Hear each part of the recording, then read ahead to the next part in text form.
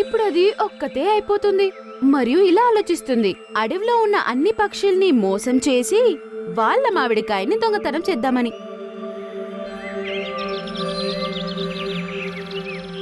అరే నట్కట్ కోతి, బోని పక్షి నిన్ను పిలుస్తుంది. అది చెప్పింది నాకు నిన్ను పిలవమని. అవునా, నేనైతే వెళ్ళి కలిసేస్తాను.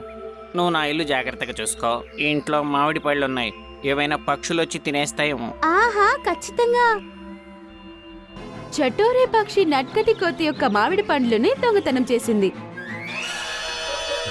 మరియు అంతలోనే నట్కటి కోతి బోనీ పక్షి దగ్గరికి వెళ్తుంది. బోనీ పక్షి, నువ్వు నన్ను పిలిచావా? చటోరీ పక్షి వచ్చి చెప్పింది. లేదు నట్కటి కోతి, నేను నిన్ను పిలవలేదే. మరియు నీ ఇంటిని నువ్వు వదిలేసి వచ్చావా? అరే లేదు లేదు, అక్కడ చటోరీ పక్షి ఉంది. నీ ఇంట్లో మామిడి పండ్లేం లేదు కదా? ఉన్నాయి. నట్కటి కోతి, చటోరి పక్షి మీ మామిడి పండ్లన్నీ తీసుకుని వెళ్ళిపోయింటుంది. అది చాలా చలాకి. అది దొంగతనం కూడా చేస్తుంది. మామిడి పండు తినాలని అతి అసలు తను ఇలాంటి పని చేస్తుందని అనుకోలేదు. మరియు ఇద్దరు ఇంటికెళ్ళి చూస్తే మామిడి పళ్ళు పాయే.